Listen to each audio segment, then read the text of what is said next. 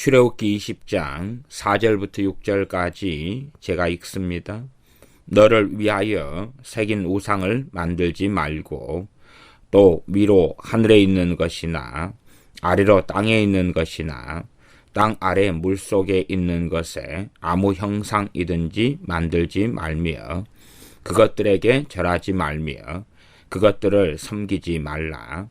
나 여호와 너의 하나님은 질투하는 하나님인즉 나를 미워하는 자의 죄를 갚되 아비로부터 아들에게로 3, 4대까지 이르게 하거니와 나를 사랑하고 내 계명을 지키는 자에게는 1000대까지 은혜를 베푸느니라. 아멘.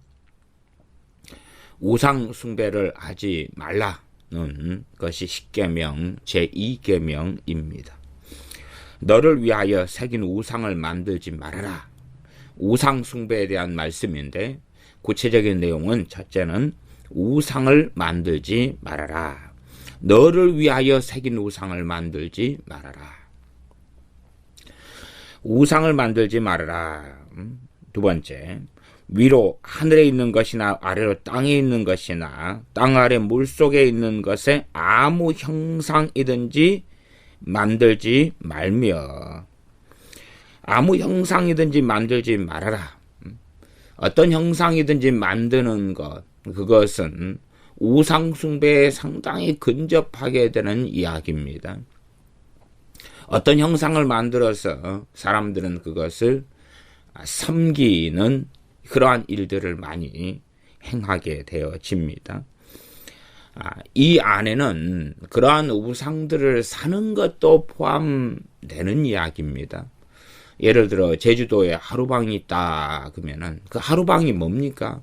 나는 관광 기념품으로 하루방을 사오겠다 그렇게 말할지 몰라도 그 안에는 우상이 들어가 있습니다. 그렇기 때문에 내 의도는 관광풍이고 기념품이다 라는 생각을 가질지 몰라도 제주도의 하루방은 우상이 되어집니다. 그래서 그러한 우상들을 사오는 사람들은 사실상 심각한 문제를 가지거나 일으키는 경우들이 많이 있습니다. 예를 들어 어떤 목사님께서 필리핀 민다나오 섬인가 어디에 가서 단지 그냥 기념품으로 생각하고 어떤 물건을 가져왔습니다. 그때 이후로 기도 생활이 잘 안 되는 것입니다. 왜 기도가 안 될까? 그리고 잘 알지 못합니다.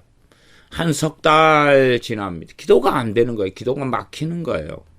아니 필리핀 민다나오 섬에 가서 선교 사역을 하고 와서 기도가 막힌다는 것이 말이 되냐 그 말이죠. 뭐 죄 짓고 온 게 아니라 주님의 일을 하고 나름대로 복음을 전하고 왔는데 왜 그런 일이 벌어질까?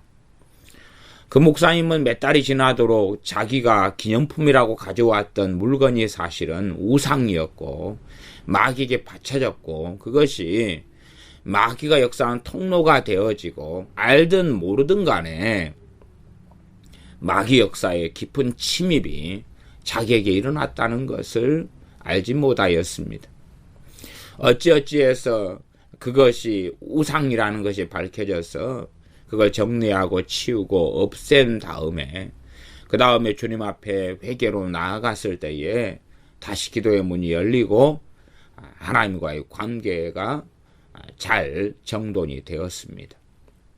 그런 것처럼 어떤 우상을 우리의 삶에 섬기지 않는다 할지라도 기념품 같은 거라 할지라도 가지고 들어오는 것은 굉장한 심각한 문제를 일으킵니다.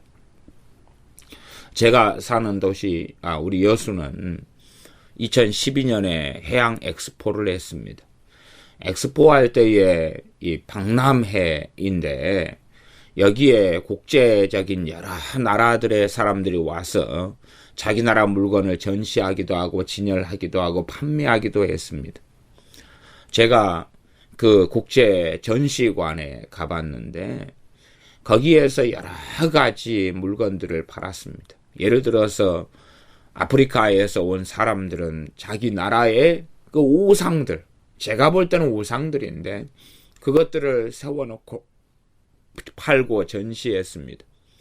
그리고 이제 어떤 사람들은 그것을 아름답게 보이고 까맣게 사람 모양으로 색칠되고 또 이런 모양 저런 모양으로 색칠된 것들을 사갔습니다. 저는 그것을 통하여 그렇게 생각합니다. 그러한 우상들을 사간 사람의 삶 속에 심각한 문제가 일어나게 되었을 것이다.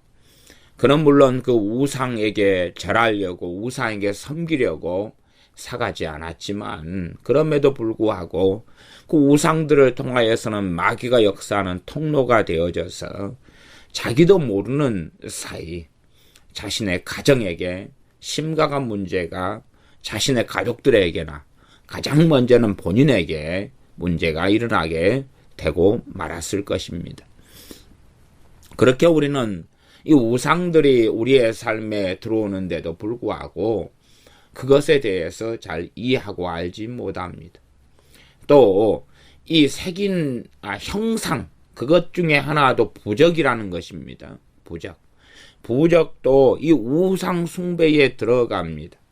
마귀에게 바쳐진 물건들도 우상 숭배에 들어갑니다. 예를 들어서 토정 비결의 책들 같은 경우도 이 우상에 들어갑니다. 그래서 그러한 물건이 통로가 되어져서 원수 마귀 역사가 집안에 가족들에게 있게 되어집니다. 부적을 놓으면 그때 감정적 육체적인 소욕으로서는 더 평안을 느끼고 뭔가가 될 것 같은 기대감이 있고 또한 아군이나 마귀로부터 막아질 것 같은 기대감과 평안이 있을지 몰라도 실제로는 환란이 닥치고 실제로는 고난과 역경이 닥칠 수밖에 없습니다. 무엇보다 큰 고난은 하나님과의 관계가 단절되는 것이며 그 은혜가 사라져가고 없어져가는 것이지요.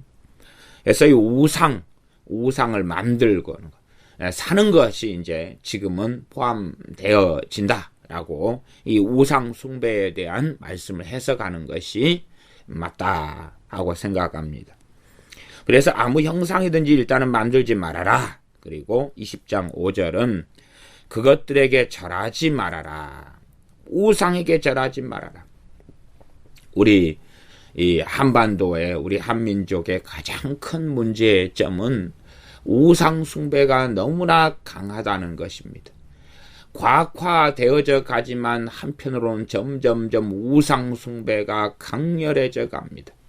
그래서 가는 곳곳마다 이 사람들이 관상을 보고 타로 점을 보고 토정 비결을 보고 혹은 연인이나 어떤 사람이나 사업 운이나 손금을 보는 등등의 우상 숭배 속에 젖어 들어갑니다. 그러한 것은 마귀적인 것이며 마귀로부터 오는 것인데 점점점 그러한 일들이 많아져 갑니다. 그러면서 이 사단에게 공격하고 역사하는 문을 연다는 것을 깨닫지 못합니다. 이 우상숭배의 무서운 점은 어떤 것이냐 그러면 하나님은 변하시지 않습니다. 나 여호와 너의 하나님은 질투하는 하나님인즉 질투하는 하나님입니다. 우상을 만들지 말고 그것들에게 절하지 말고 그것들을 섬기지 말라. 그런 말씀을 어기게 될 때에 질투하는 하나님을 만나게 된다는 사실입니다. 하나님은 질투하는 하나님인즉 나를 미워하는 자의 죄를 갚되 이 우상을 섬기고 만들고 절하는 것은 하나님을 미워하는 죄다라고 말씀합니다. 하나님을 미워하는 죄다.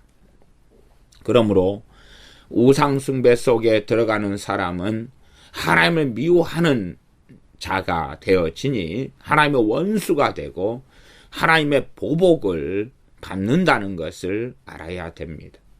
조엘 오스틴 같이 긍정의 힘, 긍정적인 사고 등으로 무장한다면 야, 내가 무슨 짓을 하더라도 하나님의 사랑은 너무나 놀랍고 크기 때문에 괜찮을 거야.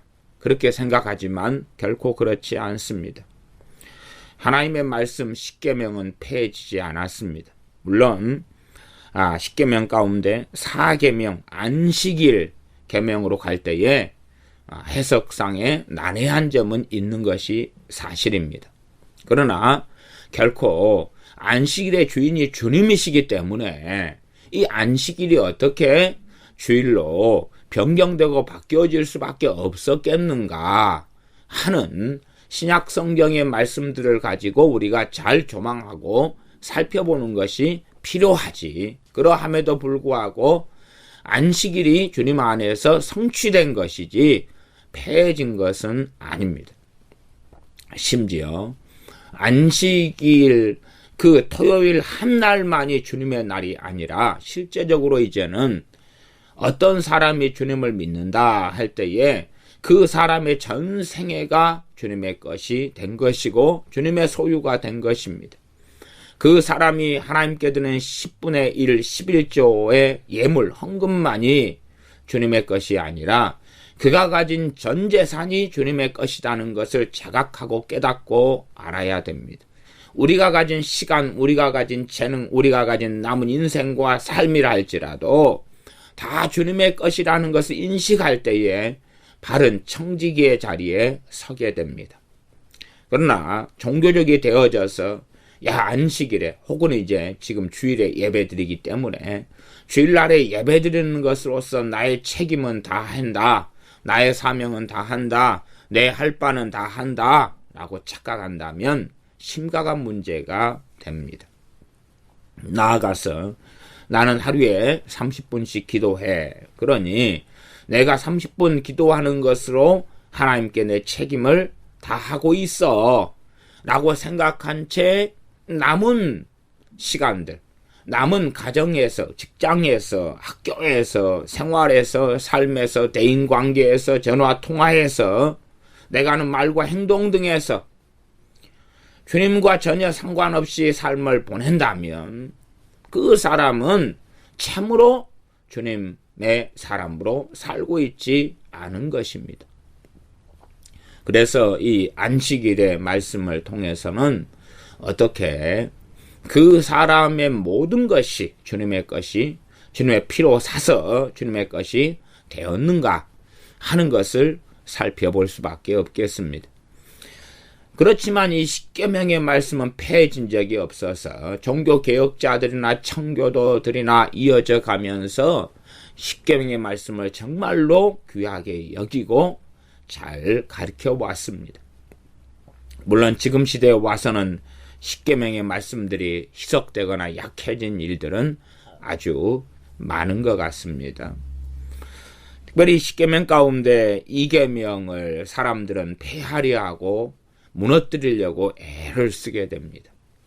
그래서 십계명 가운데 이계명을 범하더라도 이런 일은 없어. 어떤 일입니까? 하나님께서 하나님을 미워하는 자의 죄를 갚되 5절 하반절 아비로부터 아들에게로 3, 4대까지 이르게 하거니와 3, 4대까지 죄를 갚겠다. 이러한 일은 없어. 그렇게 부정하기를 좋아합니다. 그러나 하나님 말씀은 절대적입니다. 그대로 이루어진다는 사실입니다. 우리의 눈에 어떤 방식으로 하나님께서 3대, 4대까지 죄를 갚으시는지까지는 우리는 알 수 없습니다. 그러함에도 불구하고 하나님 말씀은 진리여서 그대로 이루어집니다. 그러므로 우리가 우상에게 관여한다는 것은 어떤 식으로든 간에 우리의 자식들, 우리의 손주들, 우리의 그 자손들의 삶에 심각한 문제를 가져온다 라고 하는 것을 말씀을 통하여 깨닫고 책임 있는 행동을 해야 할 것입니다. 그렇기 때문에 우상 숭배에 관여하는 것은, 우상에게 관여하는 것은 무서운 일입니다. 우리 한민족은 오랜 세월 동안에 이 불교 속에 또한 조상 숭배 속에 들어와 살았습니다. 그래서 우상 속에 참 많이 들어와 살았던 민족이 우리가 되어집니다. 그렇기 때문에 이 우상 숭배의 강렬함 속에서 복음이 들어오는 걸 막고 또한 하나님을 등지고 살아왔었습니다. 그러므로 이러한 우상에서 벗어나서 하나님께 돌아올 은혜와 기회들을 주신 것은 놀라운 하나님의 은혜가 됩니다. 다시금 끊임없이 우상으로 돌아가려는 경향을 가진 그러한 신자들이 있는데, 이러한 사람들은 파멸을 초래할 수밖에 없습니다.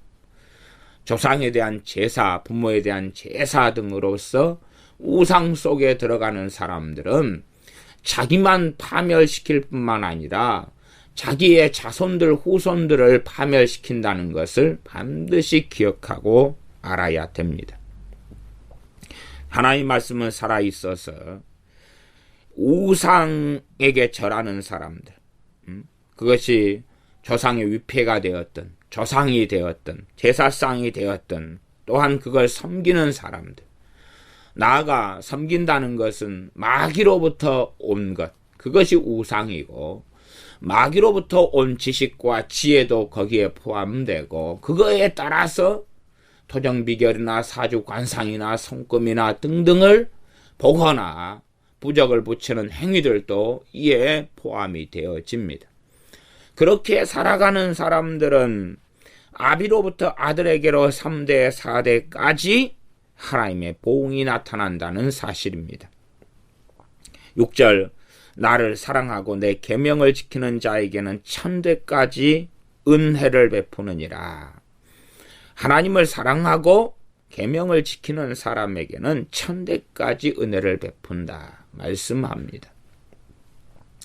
그래서 이 십계명, 이계명에 나와 있는 말씀을 한편으로 표현하기는 가계 저주라, 그렇게 표현되기도 합니다. 물론 성경의 원리는 단지 가계만의 이야기를 하는 것이 아니라 민족적인 죄도 이야기하고 인류적인 죄도 이야기합니다. 아담의 범죄를 통하여서 전 인류가 죄 가운데 들게 되었고, 죄를 짓게 되었고, 또한 죄인으로 태어나게 되었습니다. 그러함에 십계명, 이계명의 이 가계 저주라, 한 집안에 대한 이야기, 내가 우상 숭배하면 나의 자손들에 대한 이야기, 이걸 집안의 이야기다. 그래서 가계라 그럽니다. 가계. 이러한 부분에 하나님께서 심판하시고 죄를 갚으시는 것, 이것을 보응이라 표현하고, 이걸 저주라, 이런 단어를 써서 가계 저주라 그럽니다. 이것은 하나의 영적인 원리가 되어집니다. 하나님께서 행하시는 원리가 되어지지요.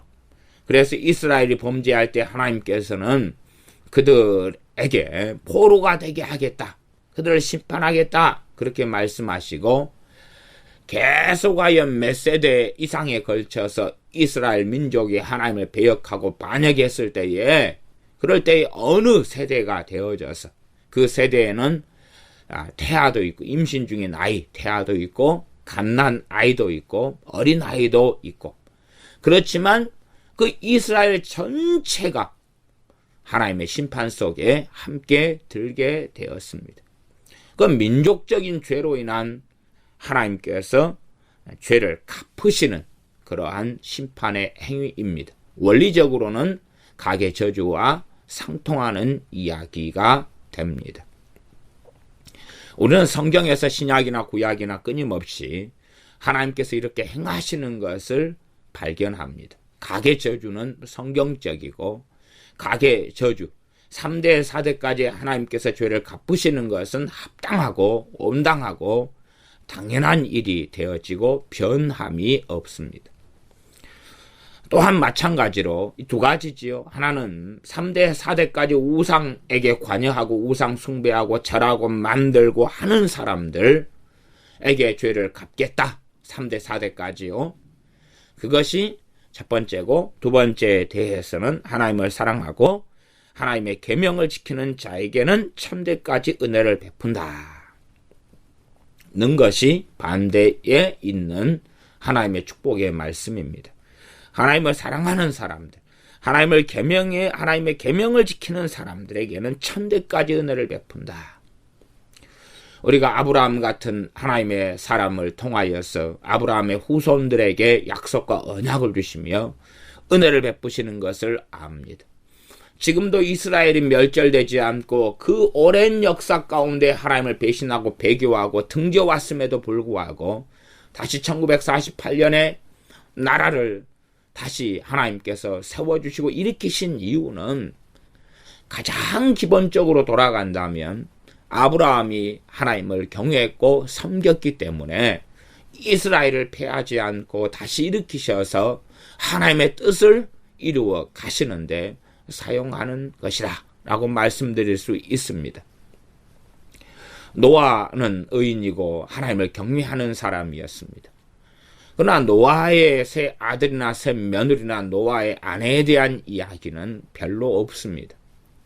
노아의 새 아들들이 하나님을 경외했다 그렇게 성경에 나오지 않습니다. 오히려 셈과 함과 야벳 가운데 함은 그렇게 경건한 사람이 아니었다는 것을 알 수가 있습니다. 그러나 노아가 하나님을 경외함 때문에 노아의 가족들이 구원을 받게 됩니다. 롯이라는 사람도 의인의 반열에 든 사람이고 소돔 땅에 거하면서 의로운 심령이 상하게 됩니다.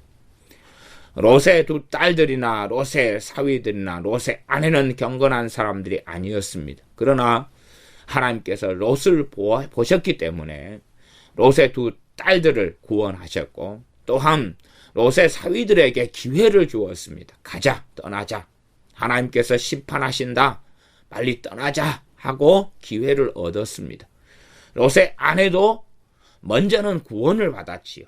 그래서 천사가 손을 잡고 끌고 소돔 땅에서 끌고 나갔습니다. 그러나 뒤를 돌아보지 말아라. 뒤를 돌아보면 소금 기둥이 될 것이다 하는 말씀에는 불순종하여서 자기가 두고 온 것, 자기가 놓고 온 것, 등등 어떤 의도가 있었는지 몰라도 불순종하여 뒤를 돌아봄으로 소금 기둥이 되었습니다. 그러함에 롯이 하나님을 경외했고 섬겨왔던 것을 하나님께서 아셨기 때문에 그의 딸들에게 또한 그의 아내라도 하나님의 은혜를 입게 되는 것은 있었다는 것을 우리가 발견합니다. 다윗 같은 경우 하나님을 경외하는 사람이고 하나님의 마음이 합한 사람이었습니다. 그가 중간에 자신의 충성스러운 신하인 우리아를 암살해 죽이고 암살이라고 말하기는 참 그러네요. 근데 어쨌든 극렬한 전쟁터에서 모략을 짜서 우리아를 집어넣어서 죽게 만들었습니다. 당시의 군대 장관이 요압을 통해서 그렇게 했지요. 그는 전쟁터에서 어쩔 수 없이 나는 죽게 되었다 생각할지 몰라도 어떤 의미에서는 그렇게 교사를 한 것이고 죽인 것입니다. 그렇게 해서 우리아를 살인하는 죄가 있었고 그의 아내인 바세바를 취하는 그런 죄가 있었습니다. 그러한 죄로 인하여서 하나님 앞에 심판과 징계를 받게 되었지만 그럼에도 불구하고 그는 다시 회복하고 돌이켰고 하나님을 경외하는 사람으로 살다가 인생을 마감했습니다. 다윗이 죽은 다음에 성경은 계속하여 종종 기록되어 있는 말씀이 무엇이냐 그러면 다윗을 하나님께서 기억하셨기 때문에 그 후손들에게 은혜를 베푸셨고 그 후손들에게 긍휼을 베푸셨다 하는 등등의 말씀들이 다윗의 사후에 기록되어지는 말씀들이 여러 번이 나옵니다. 그것은 다윗이 하나님을 섬겼기 때문에 그 자손들이 말씀 그대로 천대까지 은혜를 베푸시는 하나님의 역사가 있었다는 것을 기억하기에 좋습니다.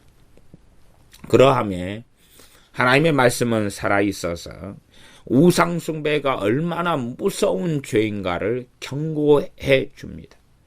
그 우상숭배를 통하여서 그 우상숭배하는 당사자만이 아니라 얼마나 3대 4대까지라도 하나님께서 그들을 심판하시는지를 말씀해 줍니다. 그렇기 때문에 우리는 이 우상을 숭배하고 절하는 것에 대하여서 3대 4대까지 책임을 져야 하는 그러한 하나님의 보응과 징벌이 나타나는 그러한 범죄고 죄악이 우상 숭배라는 것을 우리의 자녀들에게 절실하게 가르쳐야 됩니다. 우리만이 아니라 우리의 자식들에게 절실하게 가르쳐야 됩니다. 대한민국에 믿는 사람이 4분의 1, 5분의 1이라 그러지 않습니까? 그러면 그 4분의 1, 5분의 1이라면 그 사람들의 가족들은 나머지 5명 중에 1명이 믿는다 그러면 5명 중에 4명이 불신자지만 어쨌든 상식적으로 생각해 보면 믿는 사람들의 형제고 가족이라는 것을 알 수가 있습니다. 우리의 가족이 10명이다. 그럼 10명 가운데 한 2명은 믿는 사람이라는 이야기예요. 그러면 믿는 사람은 주님의 대사가 되어야 하기 때문에 나머지 8명은 우상숭배를 하지 않겠습니까? 경고하고 가르쳐야 되지요. 유감스럽게. 우상숭배가 얼마나 무서운 죄이고 그들의 후손들에게 얼마나 치명적인 것인가를 그리스도인은 가르쳐야 될 사명이 있습니다. 물론 합당한 때와 지혜를 동원하여서 기도하는 가운데 가르치긴 해야 되지요. 나 최소한은 믿는 사람이라면 자신의 자녀들에게는 철저하게 가르쳐야 됩니다. 우리는 당연하게 압니다. 우리의 자녀들의 대부분이 주님을 떠난다는 사실을요. 그게 아니라고요? 아니라고 생각하면 미국 교회를 보면 되고 유럽의 교회를 보면 되고 영국의 교회와 프랑스와 독일 등의 교회를 보면 됩니다. 그렇게 폐가 망신하는 흐름을 한국 교회는 따라가고 있습니다. 지금 우리의 주일학교를 보면 되고 중고등부를 보면 되고 청년회를 보면 됩니다. 그러니 믿는 부모들의 자녀들이 제대로 신앙생활을 하고 있는가? 그러면 이미 그렇게 되지 않았습니다. 그러함에 경고는 해 주어야 됩니다. 우리의 자녀들에게 경고는 해 주어야 됩니다. 저는 그렇게 생각합니다. 믿는 부모의 자녀들의 당연하게 절반도 채 구원받지 못한다. 제가 절반이라고 한 것은 굉장한 높은 수치를 이야기해 준 것입니다. 우리 믿는 부모의 우리의 자녀들이 한 4명이다. 그러면 채 2명도 구원받지 못할 것입니다. 과거의 부흥사분들이나 많은 목회자분들이 성경과 어그러지게 무수한 거짓말을 해왔었습니다. 그 거짓말은 무엇입니까? 어떤 사람이 부모가 믿으면 그 자녀들은 하나님이 무슨 수를 써서라도 구원해 주신다. 이런 거짓말들을 많이 해왔습니다. 이건 명백한 거짓말입니다. 증거는 너무나 많이 있습니다. 사무엘 선지자의 자녀들이 다 구원받았습니까? 그러지 않습니다. 사무엘 선지자의 자식들이 타락했기 때문에 이스라엘의 왕을 세워달라는 요청을 하게 되었습니다. 다윗의 대다수의 자녀들이 얼마나 비참하고 비극적으로 되었는가를 우리는 압니다. 그런 것처럼 누가 어떤 사람이 믿는다, 주님을 믿는다 할지라도 그의 자녀들이 자동적으로 구원받는 것을 결코 보장하지 못합니다. 그 어떤 사람이 선지자 사무엘이나 다윗보다 믿음이 좋다라고 주장할 만한 사람이 누가 있단 말입니까? 그러나 사무엘이나 다윗의 자식들도 구원받지 못한 자식들이 많았을진데 하물며 우리의 세대의 사람들이 자녀들에게 주의 말씀을 바르게 가르치고 양육하지 않는다면 어찌 우리의 자녀들이 구원받겠습니까? 최소한은 가르쳐야 됩니다. 우상숭배가 얼마나 극렬하고 무서운 죄인가를, 우상숭배를 통하여 내가 하는 우상숭배가 3대 4대까지 하나님의 심판을 초래하고 하나님의 보응을 초래한다는 사실을 가르쳐야 됩니다. 조상에게 대한 예의다, 효다라고 아무리 가장한다 할지라도 조상 제사 속에 들어가는 것은 나만이 아니라 나로부터 3대 4대까지 하나님께서 죄에 대한 심판과 보응을 하신다는 것을 반드시 가르쳐야 됩니다. 알량한 자기의 생각으로 하나님 말씀을 폐해서 우리 우상 숭배는 하지 맙시다 하는 윤리적으로 그쳐서는 안 됩니다. 우상 숭배는 안 좋은 거랍니다. 그러나 우상 숭배한다 해서 무슨 특별한 일은 없답니다. 그 뒤에 하나님께서 3대, 4대까지 죄를 갚으신다는 말씀은 이제는 우리 주 예수님 때문에 없어졌답니다. 그런 이야기를 해서는 안 됩니다. 그래서 말씀 가운데, 갈라디아서 말씀 가운데, 또한 로마서 말씀 가운데 이 십자가로 인하여서 모든 저주가 해결되었다로 해석될 수 있는 말씀이 있습니다.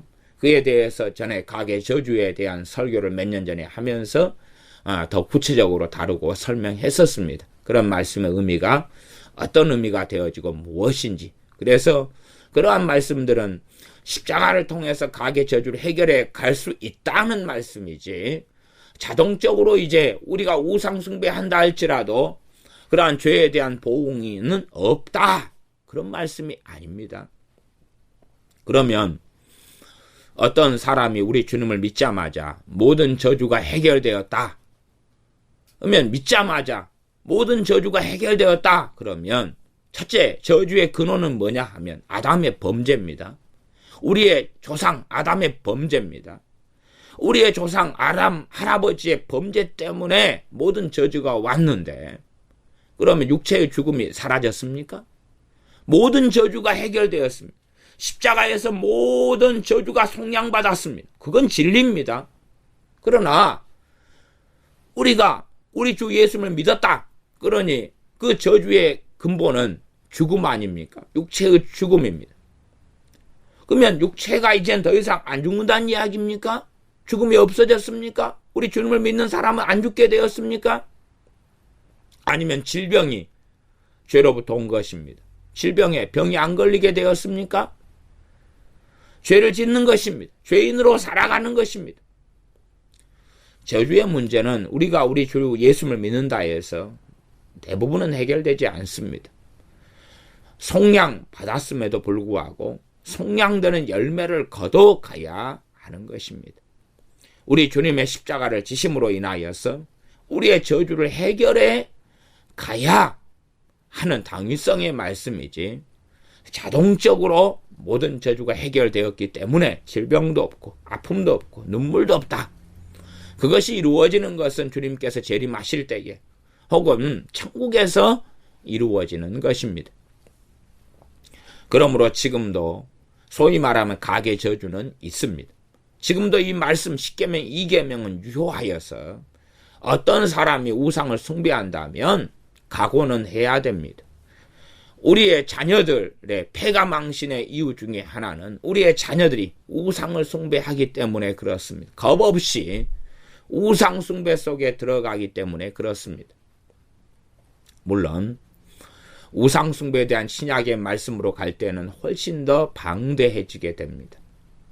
우상이 무엇이냐 할 때에 신약으로 가면 탐심은 우상 숭배니라 하는 말씀으로 확장돼 갑니다. 나아가서 주님께서 나보다 나를 더 사랑하는 자는 하나님 나라에 합당치 않다. 부모나 형제나 처자식이나 또한 전토, 재산이나 주님보다 더 사랑하는 것, 그것이 바로 우상입니다. 이렇게 말씀이 확장되면 훨씬 더 이제는 엄정하고 훨씬 더 두렵고 무섭게 되어질 수밖에 없습니다. 일단은 근본적으로 우리가 이해하고 알고 있는 우상 숭배부터 생각을 하는 것이 좋겠습니다. 그래서 우상을 가지고 있고 우상에게 절하고 우상을 섬기고 그렇게 살아가는 사람들, 그 사람들은 질투하는 하나님을 만나게 될 것입니다. 사랑하시는 하나님, 자비로우신 하나님, 은혜로우신 하나님이 아니라 질투하시는 하나님을 만나게 되고, 우상 속에 들어가는 사람은 하나님을 미워하는 죄를 짓는 것이기 때문에 그 죄에 대한 보응을 받는데 3대 4대까지입니다. 그러니 최소한 자녀가 우리의 품 안에 있을 때에 우리의 자녀들 가운데 절반 이상은 주님을 떠나고 등지게 되고 그런 채로 대부분 죽게 될 것입니다.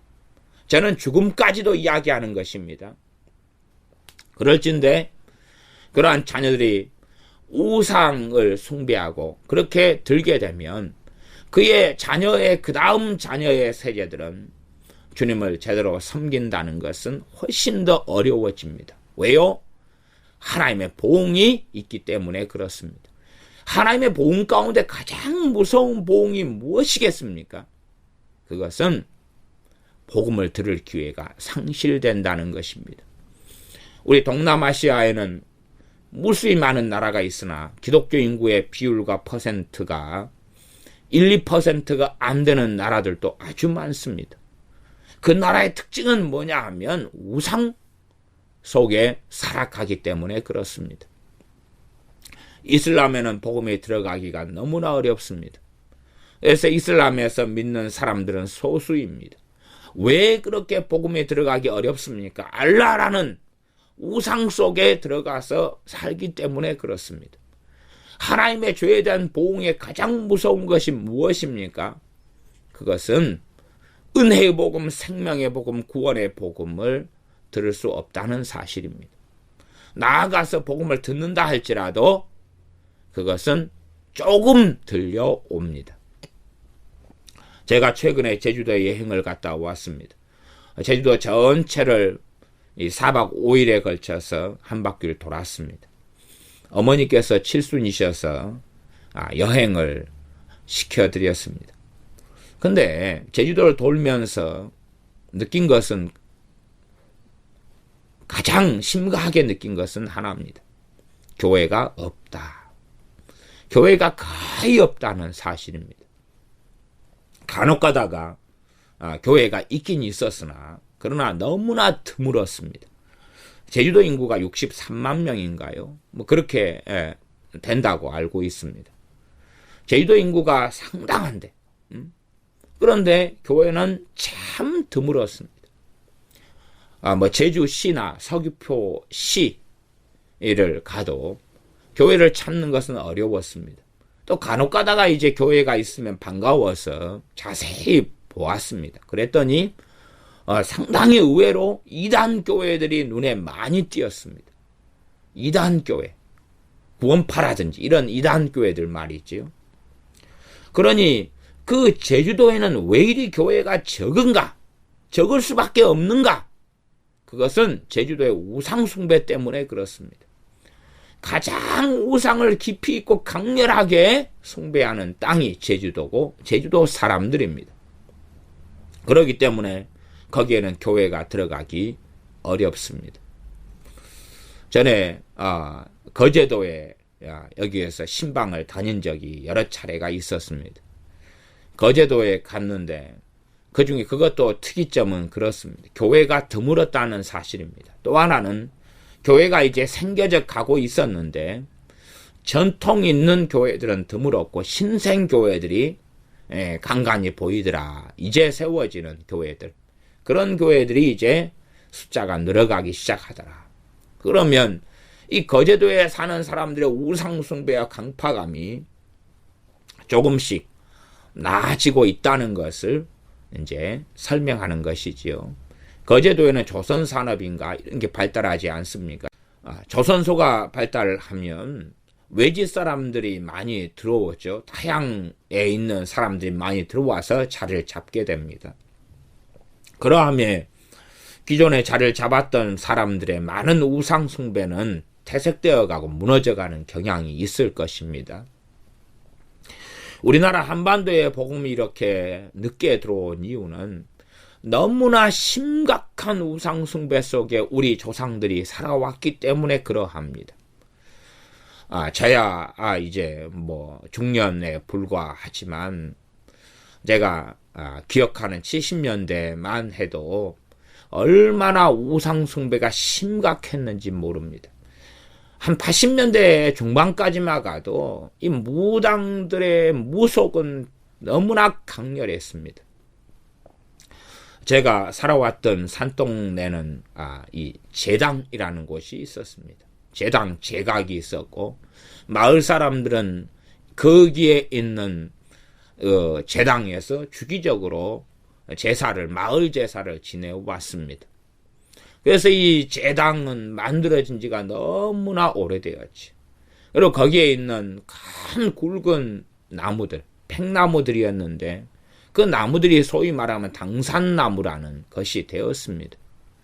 그리고 1년 정월 대보름이 되어지면 마을 사람들은 전부 다 물밥을 해놓고 전부 다 상을 차려놓고 그리고 쌀을 쌓고 쌀에 초를 꼽아놓고 불을 붙이고 그리고 이 매구라 그러는데 꽹과를 치고 북을 치고 장구를 치고 그렇게 하면서 집집마다 이 애군을 물리친다 해서 심각한 우상숭배 속에 들어와 살았습니다. 얼마나 우상숭배가 심각했고 많았는지 아마 지금 세대의 사람들은 너무나 과거처럼 생각되어서 혹은 아예 기억이 없기 때문에 정말 우리나라가 우상숭배가 그렇게 심각할까라는 것을 상상하지 못할 것입니다. 예를 들어서 이 우상숭배의 잔적과 흔적들은 그런 것입니다.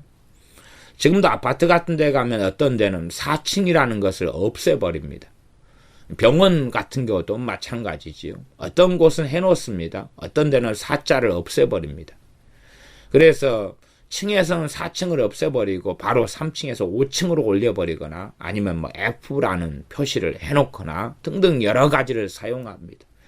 이 사자는 한문으로 죽을 사자가 되어지는데 사를 쓸 때는 그날 재수가 사를 보거나 듣거나 말하거나 하면 재수가 안 좋다. 그런 것입니다. 우상숭배로 인하여서 여러 가지 말들이 가르쳐지면서 그것에 사람들이 매여 살아오게 됩니다. 또 어릴 때는 사람 이름을 빨간 글씨로 쓰면 안 됩니다. 그러면은 어른들, 집안의 어른들부터 시작해서 난리가 납니다. 빨간 글씨는 죽은 사람 이름을 쓰는 거기 때문에 사람 이름을 살아있는 사람을 빨간 글씨로 쓰면 큰 화와 재앙이 닥쳐온다는 것이지요. 이러한 심각한 우상숭배 속에 우리 한민족은 너무나 오랫동안 살아왔습니다. 그렇기 때문에 복음이 제대로 전해질 수가 없었습니다.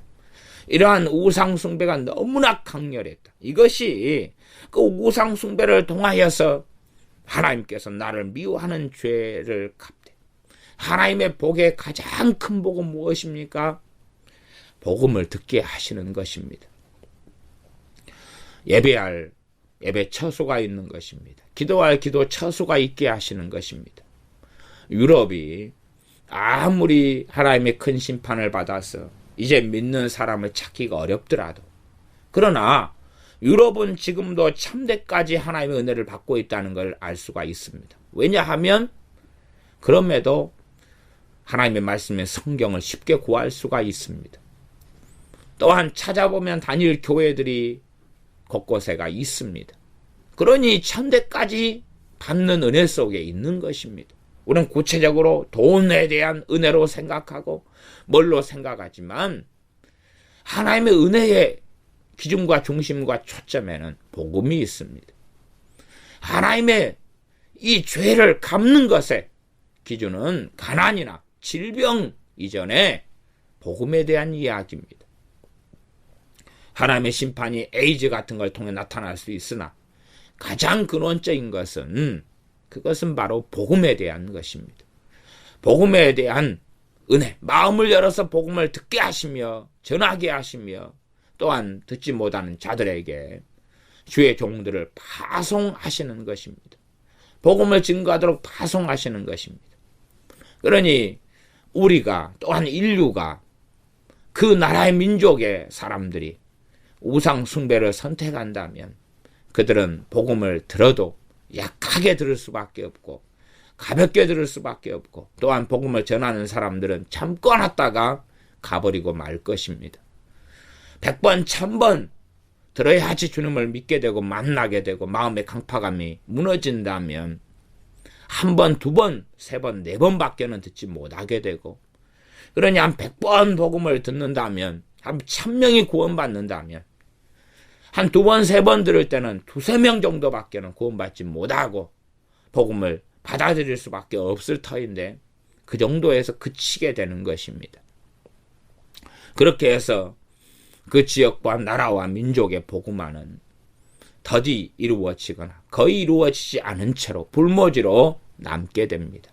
그 원인이 무엇이겠습니까? 바로 여기에 나타나 있는 우상 숭배 때문에 그렇습니다. 그러하면 우리가 전 세계 나라와 민족을 살펴볼 때에 우상 숭배로 인한 하나님의 심판과 저주는, 하나님의 질투하신 하나님의 보응은 얼마나 강렬한지를 알 수가 있습니다. 누가 뭐라 해도 이 온 인류는 아담의 후손입니다. 온 인류는 노아의 후손입니다. 한 사람 노아를 통하여서 다 이루어진 사람들입니다. 그 위로 올라가면 한 사람 아담을 통한 모든 사람이 아담의 후손이고 모든 사람이 노아의 후손입니다. 말하자면 단일한 민족이라 볼 수 있는 거죠. 사는 지역과 위치가 달라져서 이렇게 백인종, 화인종, 흑인종처럼 나눠진 것으로 보입니다. 그러나 이제 글로벌화된 사회가 되어졌기 때문에 흑인과 백인도 결혼하고 흑인과 황인종도 결혼하고 또한 백인과 황인종도 결혼하면서 피부 색깔이 얼마나 많이 다양하게 바뀌어져 갑니까? 이렇게 서로 간에 막 결혼하게 되면 나중에 시간이 흘러가면 피부색의 차이는 거의 없어지게 됩니다. 섞여버리니까요. 계속하여 섞여버리면.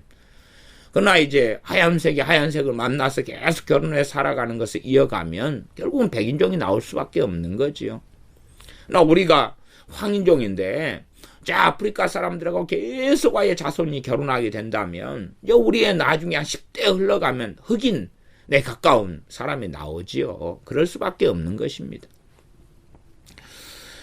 그렇기 때문에 한 지역에 살아가는 사람들의 우상숭배 속에 또한 집안과 가문이나 그 모여있는 지역과 민족이, 나라가 우상숭배 속에 들어간다면 하나님의 죄에 대한 보응, 하나님을 미워하는 자에 대한 보응을 당할 수밖에 없는데 그것이 복음을 제대로 들을 수 없다는 것입니다. 이게 가장 무서운 하나님의 보응에 들어갑니다.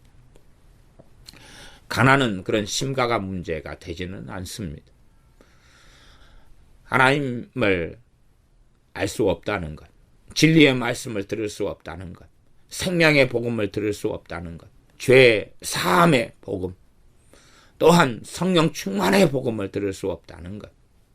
마찬가지로 우리 대한민국에 살아가는 사람들, 우리 우상을 선택한다면 그들은 바른 진리의 말씀을 제대로 들을 수 없게 될 것입니다. 교회가 만몬주의에 들어가고 돈을 사랑함 속에 들어간다면 하나님께서는 주의 종들을 복주시지 않을 것이고 주의 종들은 바른 진리의 말씀을 전하기보다는 그들의 입맛에 맞는 만몬을 전하고 기복을 전하고 황금 만능주의를 전하고 우상 속에 들어가서 점점점 주님을 점점점 전능하신 하나님 아버지를 알지 못하는 어리석음 속에 들 수밖에 없을 것입니다. 그러므로 우상 숭배의 죄가 얼마나 무서운지를 알아야 됩니다. 로마 가톨릭 천주교는 이 10계명 2계명을 없애버렸습니다. 왜냐하면 그렇게 해야지만이 천사상을 숭배하고 마리아와 마리아상을 숭배하고 성인과 성상들을 숭배하고 유물을 숭배하고 그렇게 할 수 있기 때문에 그렇습니다. 그렇게 해야지만이 여러 가지 우상들을 마음껏 들여오고 명절이 되면 이 성당이라는 곳, 미사를 드린다는 명목 속에서 조상에 대한 제사를 한꺼번에 해줄 수 있기 때문에 그렇습니다. 그러면서 10계명 가운데 10번째 계명을 2개로 쪼개가지고 10개라는 숫자를 맞춰놓았습니다. 얼마나 악한 자들입니까? 그러한 악한 자들 속에 들어가서 살지 말아야 됩니다. 그러니 마귀는 끊임없이 10계명, 2계명을 파괴시키려는 일들을 자행해 왔습니다. 심지어는 주님을 믿는다, 정통적이다 하는 개신교의 어리석은 많은 사람들이 우상 숭배는 하지 말자 그렇게 윤리적으로 말씀을 격화시키면서 3대, 4대까지 하나님께서 보응하시는 건 없다 그 따윈 소리를 해왔다는 사실이죠. 반드시 저주를 받게 될 것입니다.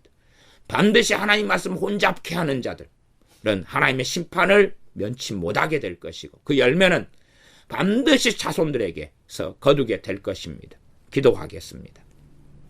아버지 하나님, 우상 숭배에 대한 말씀을 어기는 것, 우상숭배 속에 들어가는 것, 우상숭배하는 것, 우상을 가지고 들어오고 우상을 만들고 우상에게 절하고 우상을 섬기는 것이 얼마나 무서운 결과를 초래하는지를 반드시 우리가 명심하고 각인하여 우상을 제거하고 우상을 없애고 오직 하나님만을 섬기고 하나님만을 경외하고 하나님만을 두려워하며 우리 주님만을 따르는 우리가 되게 하여 주시옵소서. 또한 우리의 자녀의 세대들에게 반드시 우상 숭배가 얼마나 무서운지를 전하고 가르쳐서 우리의 자녀의 세대들이 우상을 벗어나 하나님께로 돌아오게 하는데 우리가 청지기의 바른 부모의 또한 어른의 사명을 감당케 하여 주시옵소서.